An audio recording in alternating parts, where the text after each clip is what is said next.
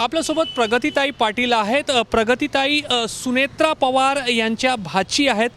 प्रगतीताई, सुनेत्रा वहिनी कठीण प्रसंगातून जात आहेत, मात्र आता त्या राज्याचे उपमुख्यमंत्री पण होतील अशी शक्यता व्यक्त केली जात आहे। तुम्ही त्यांच्यासोबत लहानपणापासून राहिल्यात, त्यांचा नेतृत्व गुण तुम्ही पाहिला? हो, एकतर अजितदादा अकाली जाणं हे खूपच दुःखद गोष्ट आहे आणि त्या परिवारावर खूप मोठं संकट आलेलं आहे। पण या संकटात आमच्या सुनेत्राताई ज्या आहेत त्या या संकटाला मात करून पुढे जातील आणि महाराष्ट्राची सेवा करतील, यात मला कुठेही शंका नाही। कारण काय आहे, मी त्यांच्यासोबत कॉलेज लाईफ, हॉस्टेल लाईफ आम्ही एकत्र घालवलेलं आहे। हॉस्टेलला आमचा 17 जणींचा ग्रुप होता आणि त्याचं नेतृत्व सुनेत्राताई करायच्या। म्हणजे कुठल्या मुलीला जर ते आजारी पडली तर तिला पहिला हॉस्पिटलमध्ये घेऊन जाणं, किंवा कॉलेजमध्ये तिच्यावर रॅगिंग होत असेल तर तिच्यासाठी आम्ही सगळ्या 17 जणी उभं राहायचो। आणि त्यावेळेस मी पाहिलं की सुनेत्राताई कसं नेतृत्व करू शकतात। कारण प्रत्येक गोष्टीमध्ये, म्हणजे ते हॉस्टेलचं ॲडमिशन पण असू द्यात, त्याच्यामध्ये सुनेत्राताई पुढे येऊन काम करायच्या। हॉस्टेलवरती जी नीटनेटकी स्वच्छता, याच्यामध्ये ताई नेहमीच पुढे असायच्या।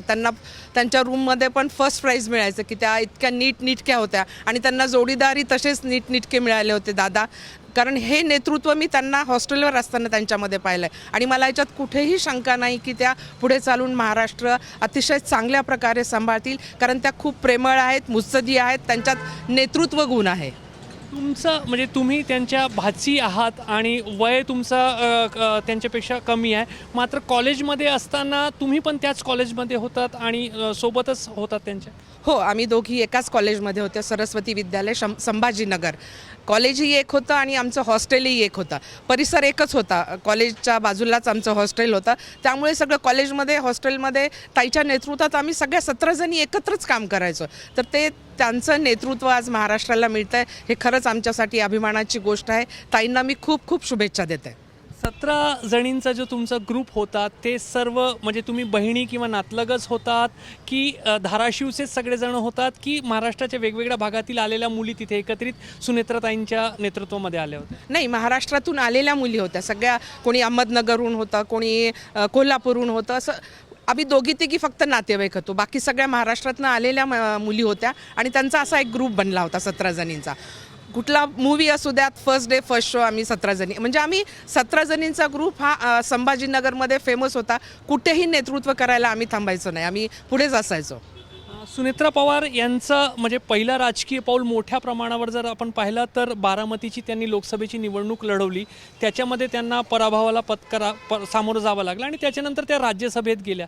राजकारणात ते इच्छेने स्वतः हिरिरीने आल्या होत्या तेव्हा की एक जे कौटुंबिक एक स्थिती निर्माण झाली होती त्यामुळे त्या आल्या होत्या?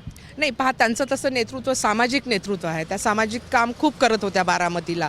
त्यांचे काही फोरम्स आहेत, त्या फोरममध्ये त्या काम करायच्या। आणि ते कसं असतं, कुठलंही राजकारण करताना सामाजिक जालर असणं खूप गरजेचं असतं आणि ते त्यांना होतं, सामाजिक नेतृत्व त्यांच्यामध्ये होतं।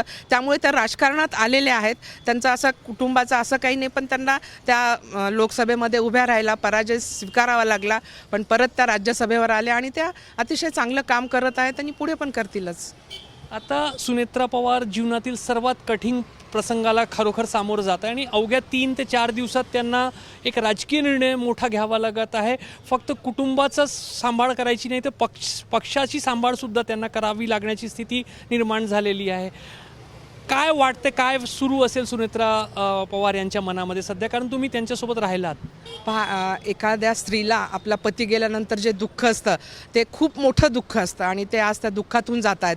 पण त्यांची वृत्ती जी आहे ती की समाजाला किंवा आपल्या लोकांना न्याय देण्याची, त्यांच्या बारामतीकर असू द्यात किंवा महाराष्ट्र असू द्यात, त्यांना न्याय देणं हे सुद्धा त्यांच्यापुढे आव्हान आहे। हे दुःख कुठेतरी गिळून हे आव्हान त्या स्वीकारणार आहेत आणि त्या आव्हान स्वीकारताना मला वाटतं त्या खऱ्या पलटावर उतरतील।